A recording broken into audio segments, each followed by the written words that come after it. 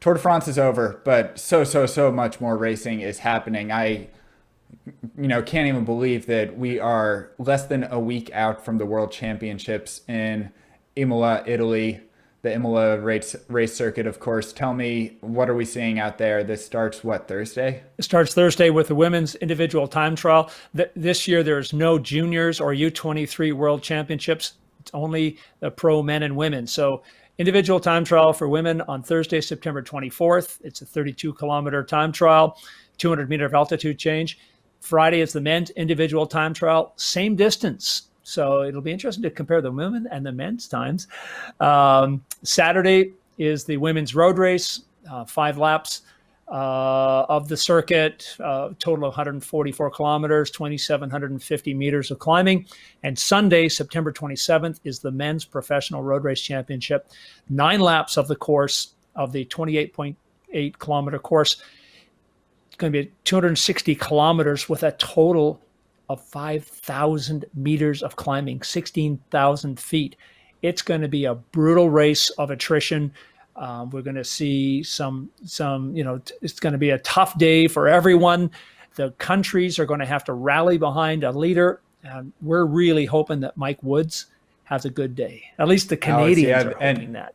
The Canadians are hoping it, and we have to hope it right along with the Canadians. Of course, we're huge fans of Mike Woods. It was great seeing him chip in and do the watch parties with Spain throughout the Tour de France.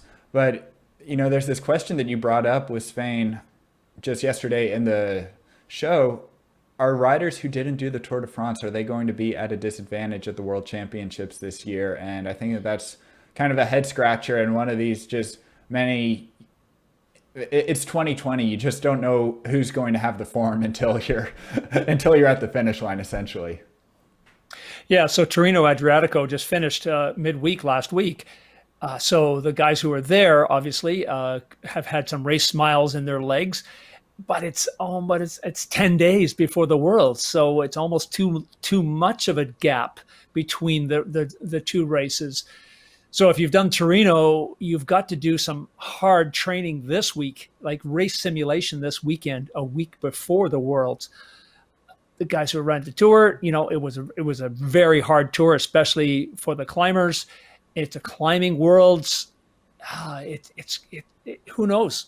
It's going to be an interesting World Championships. There's no question about it. It always is. On the women's side, if you didn't watch any of the Giro Rosa, that just wrapped up on FloBikes as well, do go and have a look through the coverage of the Giro Rosa. There was a really bad crash. I am really sad to report that Annemiek van Vleuten will not be starting the World Championships with a broken wrist. That's a heartbreak, but it probably makes the World Championships races a little bit more open if she isn't there, because what can you do against a rider like that? Anyways, please do tune in to the World Championships coverage. It is going to be streamed live and on demand on FloBikes to our viewers in Canada. And that's not all, folks. After that, we have September 30th, just a couple days after Flèche Wallonne. Then October 3rd, the Giro d'Italia starts. That's going to be streamed to all of North America, US, and Canada. And it just keeps going from there. Peter Sagan is going to be doing his very first Giro d'Italia this year. And Alex, I have a better prediction to make. I think that the Tour de France is going to have kicked Peter Sagan's butt into shape a little bit. And I think that we are going to see a Peter Sagan at the Giro d'Italia that is a level above what we've seen him be at for the last 3 weeks. Yeah, I think with a 2-week break, whether or not he rides the Worlds, it might be a bit too hard for Peter on next Sunday. But it's so bizarre to be talking about the Tour of Italy starting October 3rd. I don't understand that. It's so, just can't wrap my head around it yet. Even when they get to the Dolomites towards the end of October, I've got some serious question marks about how many of those stages are going to be able to complete with winter coming. So anyway, it's going to be a whole new level. And I think you're right. I think Sagan's going to be on form. It's the fact that he came through at the end on the final stage today with third on the stage. Yeah, his legs are coming around finally. He's on the up and up. And then during the Giro d'Italia, of course, we have all the classics, the monuments that we missed out on in the springtime. And like you said, it's going to be interesting just with the fall weather.